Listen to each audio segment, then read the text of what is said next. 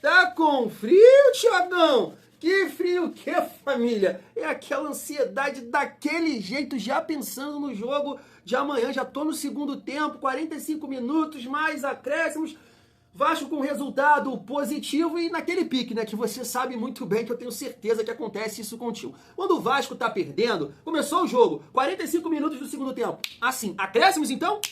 Agora o Vasco tá ganhando. Família do céu. O jogo é à noite, parece o sol, volta a ficar de noite, sol de novo e pá, a bola tá rolando. É uma loucura. Então já tô pensando aqui no segundo tempo, acabou 45, acréscimo, tá? E vitória, 3 pontos na conta. Eu tenho certeza que o seu objetivo da vida amanhã, após o jogo contra o Mirassol, é entrar no YouTube, Vasco em Família, pós-jogo do Thiagão e... O resto é história. Você não esperava por isso, né? Começar o vídeo nesse pique mais família. Eu quero voltar a ganhar, eu quero ganhar. Eu quero ganhar. Meu Deus, o ano inteiro sem ganhar. Vamos ganhar amanhã, pelo amor de Deus. Mas é isso, família. Tem muita resenha nesse vídeo, além de falar sobre esse jogo de amanhã contra o Mirassol. Um time muito difícil, né, de ser batido, principalmente jogando em casa. Tava até vendo aqui um pós-jogo do Sormani, de repente vou colocar alguma parada dessa no nosso vídeo de pré-jogo. Deu uma porrada no Santos de 3-0, né? Então é um jogo muito difícil. Vamos debater aqui sobre a provável escalação do Vasco. Thiagão, tu não vai falar que o João Vitor tá... Não, né? Ai. Tem uma resenha aqui também que o Diniz, de repente, pode poupar o Nuno. Que é isso? Vamos comentar sobre isso, falar aqui sobre uma possível renovação do Ryan, Barros também que está chegando, inclusive já, né, realizou aqui exames médicos e claro que vamos trocar uma ideia também sobre o atacante colombiano Andrés Gomes, do Rennes da França. Né? Algumas informações estão caminhando no sentido que o Vasco vai contratar esse jogador por nada mais, nada menos que 48 milhões. É muito papel, família vascaína. E nesse sentido eu quero trazer aqui o Felipe, do canal FBTV Futebol Sem Clichê. Ele é um scout analisando essa possível contratação do Vasco. Não vou bater na mesa, né? Não vou cravar nada, até porque não sou jornalista, não tenho as fontes, as informações, mas a galera tá falando aí que é bem provável que esse atleta vai ser jogador do Fernando Diniz e do nosso Vascão. Então chega aí que tem muita resenha nesse vídeo. Mas antes, aquela moral, se inscreve, deixa o like, ativa o sininho, comenta, dá aquela hypada no vídeo para fortalecer o trabalho do Thiagão.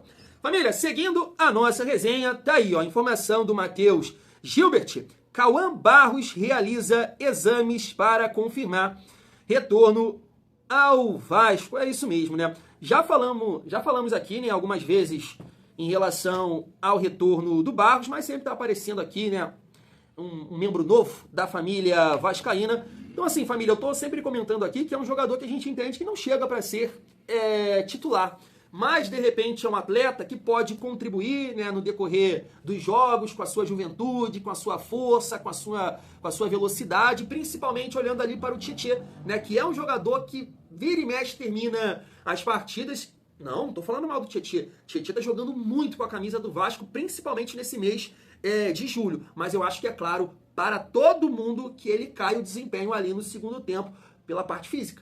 Então, de repente, o Barros é esse jogador, porque assim, quando o Diniz está fazendo essa modificação de trazer o Hugo Moura para a zaga e jogar Thiago Mendes e Tietê, isso não tá legal, hein? Meio campo do Vasco fica sem pegada. Eu sei que o Barros não é esse jogador de pegada, né, um primeiro volante, mas de repente é um jogador que vai conseguir contribuir, porque eu entendo, né, pela juventude dele, ele tem mais força, tem mais condição de marcar ali no setor de meio campo. Agora, se ele conseguir a vaga aí de titular, não sei, né, ia me surpreender bastante. Até porque, família, eu acho que ele vai ter sim, né, oportunidades, porque Paulinho, Jair e Matheus Carvalho, só Jesus na causa deles, né, família? E na nossa também. Seguindo aqui a nossa resenha, tá aí, ó, outra informação do Matheus Gilbert. Vasco se aproxima de extensão e valorização contratual de Ryan. O atacante vai receber um aumento salarial e a multa rescisória também será maior. Inclusive, eu vi em alguns canais, até do Léo, que o PSG, é verdade? O PSG também demonstrou interesse no Ryan. Família, eu acho que, né, eu sei que tem muita fake news e às vezes nem é fake news, é realmente som do jogador e ver as condições e tudo mais. Só que eu entendo que, cara, vários clubes desse patamar vão buscar informações sobre o Ryan, porque ele tem essa condição, na minha visão, ele tem as características que essas ligas pedem, sabe? Cara forte, tem um bom porte físico, bate muito bem com a perna esquerda, né? Tem um chute forte. Claro, né, o Diniz até falou sobre ele na última coletiva, que às vezes ele dorme dentro de campo. O Diniz falou, ele fica desligado do jogo. Mas não dá para negar que o Ryan, né, desde a chegada do Diniz, é o principal jogador junto com o Nuno no comando de ataque do Vasco. Por exemplo, nessa questão aqui dessa renovação, não sei, né, se o staff do jogador vai pedir, tem que liberar o atleta para a Copa do Mundo, então o Vasco vai ter assim um desfalque, mas muito importante. Muito importante, se ele for convocado, se ele for jogar mesmo, eu vou secar muito a seleção para sair logo na fase de grupos e ele retornar, né, o mais rápido possível e ser opção, ser titular, que seja aí, vai disputar a posição, vai mudar de função, vai ser testado na do Verratti, o Andrés Gomes vai chegar, vai ajudar, não sei, mas ele tem que estar no elenco porque hoje ele está jogando muito, família. Posso dizer que não está no mesmo pique, no mesmo nível até a parada, né? Não acho isso. Mas ainda assim é um jogador muito importante, então essa renovação aqui é um passo muito importante que o Vasco está dando, né, para o jogador continuar performando, nos ajudando e, claro, pensando aí numa futura venda que vai acontecer. Família, vamos lá, antes da gente falar do jogo contra o Mirassol, quero reagir aqui com vocês, né, o Felipe, do canal FBTV Futebol Sem Clichê. Antes, né, vamos lá para a informação que me parece que é de um jornalista de fora, né, do país. Tá aqui o perfil dele da rede social, mas eu esqueci de pegar o nome. Mas vamos lá, ó. A melhor oferta que o Rennes recebeu por Andrés Gomes foi do Vasco. Além da obrigação de compra fixada em 7 milhões e meio de euros, 48 milhões, o Cruz Maltino propôs pagar um valor pelo empréstimo. Antes, considerando o Cruz Maltino como alternativa B, né? Gomes e seu staff mudaram de ideia e já discutem os detalhes finais de seu contrato. Então tá aí, né? Vamos aguardar se de fato essa negociação vai acontecer, mas vamos ver, vamos reagir aqui juntos, né? Essa análise do scout do canal FBTV Futebol Sem Clichê. Tá na tela. Começar com os números do jogador na tela. Vamos lá, pessoal. Números de Carlos Gomes na última temporada europeia, temporada 24-25. Lembrando de novo, ele tem 22 anos de idade, 1,71 m, estava jogando pelo Rennes, da França. Vamos lá. 19 jogos, 2 deles como titular, marcou 3 gols, não deu nenhuma assistência, 3 passes para finalização, 10 arremates com 50% de acerto no gol adversário, desperdiçou a posse de bola em média 11,2 vezes a cada 90 minutos, sofreu 2 faltas, acertou 71% dos passes que tentou, tomou 1 cartão amarelo e não foi expulso nenhuma vez o Carlos Gomes nessa última temporada. Vamos seguir com o jogador, pessoal, falar mais um pouco sobre o atual momento do jogador colombiano, que assim, viveu grande fase no começo da sua carreira no futebol colombiano, jogando lá na Major League Soccer, chega bem cotado ao futebol francês, foi uma compra cara que o Rennes fez e infelizmente ele não conseguiu emplacar no futebol europeu. Tudo bem que é um recorte muito curtinho, né, pessoal, apenas uma temporada na França, ele nem teve números assim extremamente desprezíveis, se a gente pegar pela sua minutagem, né? Foram 3 gols marcados em pouco menos de 400 minutos jogados, nem é uma média tão ruim para um jogador de lado de campo, mas ele teve muito pouca sequência, né, pessoal? Só fez 2 jogos como titular e não conseguiu se firmar como uma peça importante da equipe francesa. Então é um jogador muito novo, tem poucas temporadas como atleta profissional, na maioria delas ele foi de fato muito bem, mas nesse atual recorte não tá tão bem assim, mas vamos combinar também, né? Se tivesse chegado na Europa voando, não voltaria tão cedo para a América do Sul, tá bom? E será, pessoal, que a parte física, a parte clínica, principalmente, pode ter sido um motivo, assim, para explicar essa baixa minutagem no futebol europeu? Bora pra tela, com o histórico de lesões de Carlos Gomes ao longo da sua carreira, assim, ele até teve um problema chato em 2025, né? Uma lesão no tornozelo, principalmente, né? Mais uma lesão muscular leve, que o afastava dos gramados por 50 dias. Claro que, assim, atrapalha um pouco o andamento da temporada, né? São 2 meses praticamente fora, né? Nós estamos no mês 7, no momento que eu tô gravando o vídeo, sendo que um desses meses é de férias, né? Então você perde 2 num recorte de 6 meses, 5 de temporada, é relevante, ajuda a explicar um pouco a baixa minutagem, mas ao longo da sua carreira, assim, não é um cara que sofre com lesões musculares, eu acho que a princípio não é uma preocupação, tá bom? E quando falamos, pessoal, de características, posicionamento, função dentro de campo, afinal de contas, como é que joga o jovem atacante colombiano?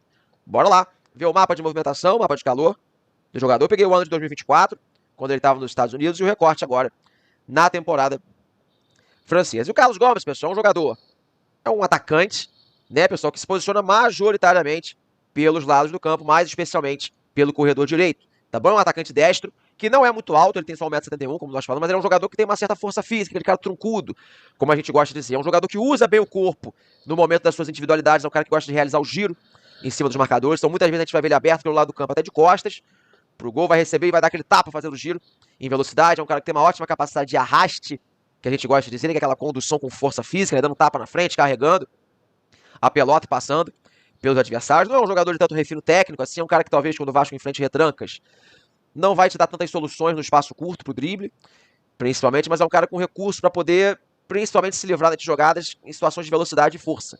Tá bom? Um cara que faz muito bem isso. Mesmo sendo destro, é um jogador que busca bastante a finalização com o pé esquerdo.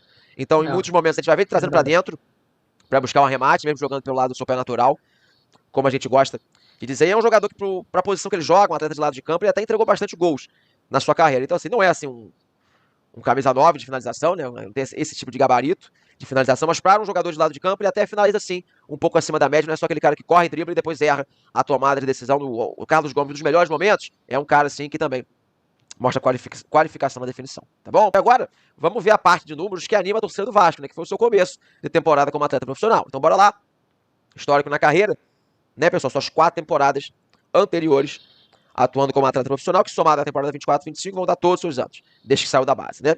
2021, pelo Milionários, aqui estava recém-saído da base. Ele faz 8 jogos, 3 como titular, nenhum gol, nenhuma assistência.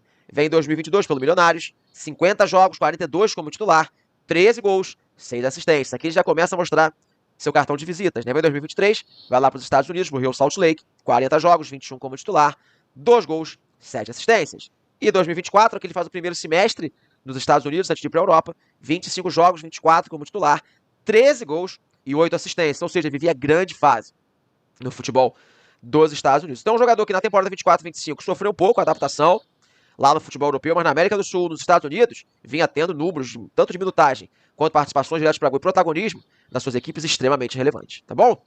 Voltando para mim, pessoal, reta final do nosso vídeo, o que eu acho dessa possível contratação? Carlos Andrés Gomes chegando para reforçar o Vasco. Bem, galera, é evidente que ele não está numa grande fase nesse momento, isso talvez nos preocupe um pouco, somado àquela questão, né, todo estrangeiro quando chega ao Brasil, principalmente jovem, de um tempo de adaptação, então talvez para 2025 a gente não veja ainda o auge do jogador colombiano, mas como eu falei no começo do vídeo, se ele tivesse em grande fase no futebol europeu, tendo sido comprado por 10 milhões de euros, como ele foi pelo Rennes, óbvio que ele não voltaria agora para o futebol brasileiro. Então eu acho que o Vasco observa uma boa oportunidade de você tentar trazer um atleta de bom nível, que não está tão em alta, você recuperar um jogador com muito potencial, que ainda é muito jovem, um cara que já bem ou mal jogou bem fora da Colômbia, no cenário dos Estados Unidos, eu acho que isso conta em favor do atleta. Então, claro, acaba sendo uma aposta, que é um cara que vai precisar se recuperar, mas eu acho que é uma boa aposta que o Vasco está fazendo. Eu gosto bastante do futebol do Carlos Gomes, tá bom? Que cara é essa, Thiagão?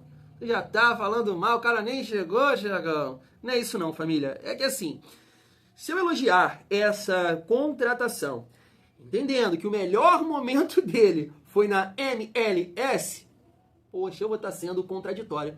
Porque várias vezes eu comentei aqui que é futebol de várzea, por lá, né, lá nos Estados Unidos. E né, foi o melhor momento na carreira aí do Andrés Gomes.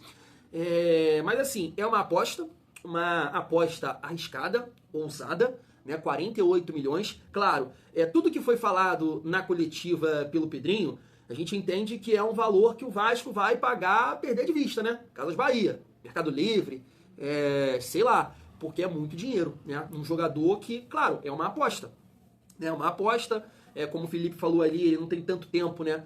Como profissional, Milionários, Salt Lake, e depois o Rennes que ele mal jogou. Então é uma aposta bem arriscada. Mas eu entendo que é o Vasco acreditando no Admar Lopes, né?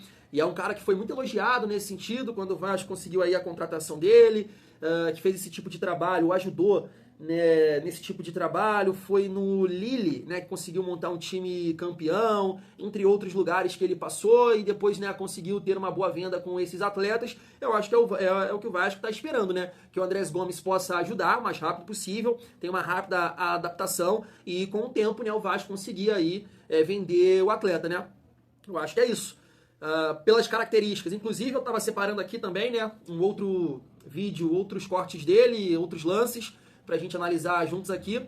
E assim, rápido, né, veloz, isso me chamou a atenção também, que ele comentou, né, nos vídeos, que ele corta, apesar de jogar pelo lado direito, corta assim algumas vezes para bater com a perna esquerda.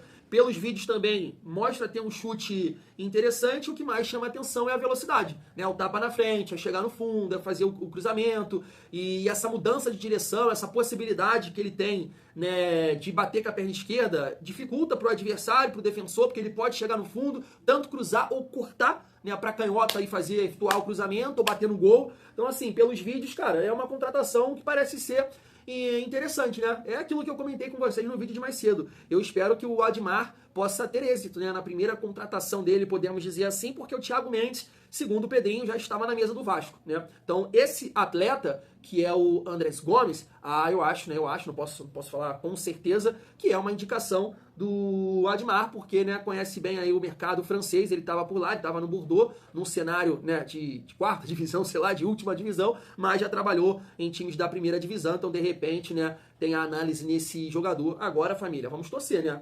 Caso o Vasco consiga aí, tudo certo, que ele possa chegar, nos ajudar e que o Diniz bote pra jogar, né, Diniz? Porque também não dá pra você ficar com um discurso que, não confio, não acredito, não sei o quê, não sei o quê. Eu acho que, assim, vários torcedores, né, tem aí muita coisa pra falar sobre o artista, por exemplo, o Lloyd Augusto, mas, poxa, acho que ficou muito claro se o Lloyd fazer o básico que ele fez ali contra o CSA, por exemplo, no jogo contra o Internacional, poxa, tava show, cara. Simples, né? Arroz com feijão, simplesinho, facinho. Mas não, o Diniz quer o mais difícil. Quer continuar insistindo com um jogador pesado para não colocar, né, os jogadores ali da característica necessária pro desenho do jogo daquele momento, sabe? E tirando o banco pra merda. Então a gente espera que esse jogador, o Diniz, né, possa utilizar, a família vascaína. E aí, para finalizar o nosso vídeo, trocar uma ideia com vocês sobre a provável escalação do Vasco. E aí, família, tava vendo aqui a galera do RTI comentar que o Nuno Moreira pode ser poupado contra o Mirassol. E até na provável escalação aqui do GE, de fato, tem essa possibilidade. Eles colocaram aqui Nuno ou Coutinho e na questão do David também, David ou Coutinho. O Diniz falou sobre isso na última coletiva, né, desse cansaço que o Nuno tem no decorrer do segundo tempo, que ele baixa muito. E aí pode ser também uma questão da temporada, que ele estava lá em Portugal. Eu sei que teve 10 dias de férias, né? Mas de repente não é a mesma coisa. Tem também as viagens e tudo mais, e a sequência de jogos, né? Provavelmente lá no Casa Pia não tinha essa quantidade de jogos, de viagens e tudo mais. O jogador tá sentindo. Mas ainda assim é um jogador muito importante, né, família? É um jogador com boa técnica, é um cara que o Vasco acertou nessa contratação. Se não atuar amanhã, vai fazer falta, ou de repente, né, se de fato for verdade, segura o Nuno, né, para entrar inteiro no segundo tempo, também é uma possibilidade, que eu não gosto, tá? Eu prefiro que o Nuno comece essa partida difícil aí contra o Mirassol. Antes de falar aqui sobre a provável escalação, família, com certeza, com toda a certeza do mundo, o Thiagão já deixou aqui alguma opinião que você falou assim, eu gosto dele, tá, mas ele fala muita merda. Com toda certeza. Eu apareço aqui diariamente, né, com 2 ou 3 vídeos por dia. Então não tem como eu te agradar 100%. Vai ter uma ou outra opinião. Tu fala muita merda, show, pelo amor de Deus, que é isso? E assim, família, até pedi desculpas, né, pra vocês recentemente, que foi uma merda que eu falei. De repente era botar ali o João Vitor de lateral. Não, desculpa, né? Vai com o Puma mesmo. Deus que me livre, João Vitor. Mas eu tava vendo aqui, essa visão aqui do Francisco, com todo o respeito do mundo, tá, Francisco? Nada a ver, tá? Não é assim não. Olha só, família, em relação ao overhead, pra gente entrar no assunto provável escalação. O problema do Vasco não é o overhead, Thiago. O problema do Vasco é o esquema de jogo que não favorece o centroavante. Não adianta jogar com um centroavante fixo, como o Verratti, se não tiver quem mande a bola para ele. Ele já provou que quando a bola chega, ele mata. Esse aqui é um comentário que eu vou falar assim... Quando eu falei aqui do João Vitor de lateral, você... esse aqui não é o meu amigo Francisco. Você tá errado, irmão. E eu acho que a gente pode, né, qualquer um pode pontuar para você que você tá errado, completamente errado, tá? Porque não é o caso. A bola está chegando. A bola está chegando. Tem momentos, como ali contra o Internacional, que o Vasco foi marretado, que aí sim, né, é o que você falou. O Vasco não joga de um jeito para o Verratti. E todo torcedor da Terra, que tá num outro planeta, que tá no Japão, na Alemanha, tá pedindo isso pro Diniz. Diniz, se o jogo não está se apresentando para o Verratti, saca ele. Não tem por que ficar com ele. Os caras estão marretando e o Verratti jogando aqui no meio campo. Olha a dificuldade que ele tem para chegar lá. Exatamente o que você está falando. Agora, falar que a bola não está chegando, não é verdade. Não é verdade. Vamos rapidamente aqui. Contra o Grêmio, ele perdeu, eu não vou lembrar de todos, tá? Ele perdeu um gol debaixo do gol, que ele chuta na trave. Contra o Internacional, perdeu de cabeça, perdeu na chapada. Contra o Del Valle, perdeu um gol na pequena área. Contra o Internacional, ele se adiantou, né, ficando em impedimento. E vários outros. Teve mais. Então a bola está chegando sim. O problema é o que o Diniz falou. O Diniz falou isso na coletiva. É que no passado, com Paiva, com Carille, até mesmo com Ramon, o Verratti, ele tinha pouquíssimas oportunidades. Só que o que acontecia? Entre uma, duas oportunidades, ele cravava uma. Uma oportunidade, ele cravava. Agora ele tem, por jogo, ele tem sim 3, 4, 5 oportunidades. Só que ele tá perdendo todas.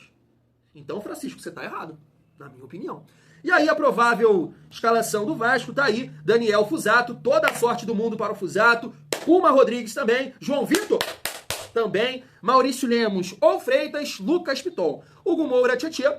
Nuno Moreira, Ryan, David e Verratti. Então a gente tem aqui a possibilidade do Coutinho jogar no lugar do Nuno, do Coutinho jogar no lugar do David. E aí o que, né, muda seria o David ou o Nuno aqui na ponta esquerda, com certeza o Coutinho fazendo o meia. Família, vocês sabem a minha opinião para esse jogo aqui contra o Mirassol. Me expressei até mal numa página que eu sigo na outra rede social, falando que o Verratti é o problema do Vasco, e não é o caso, não acho isso, errei no comentário lá, vou até apagar ou editar, não sei se dá, mas não é o problema do Vasco, de forma nenhuma, ele é o artilheiro do Vasco ainda. Só que é uma partida que eu já falei aqui com vocês, né? Entraria com Coutinho de meia, David, Ryan e Nuno na frente, sabe?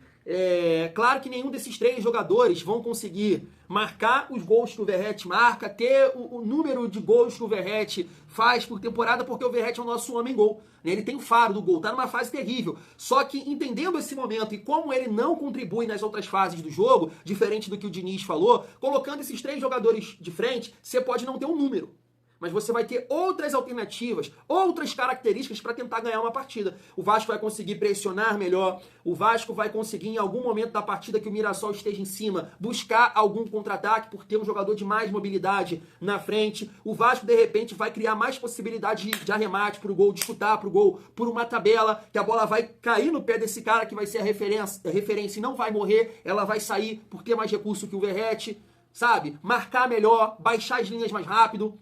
Tudo isso pra gente tentar ganhar uma partida. E aí, contra o Galo, volta Verratti. Jogando em casa, volta Verratti. Agora, fora de casa, eu sou muito a favor de jogar com um ataque mais móvel na frente. Família vascaína. Fui!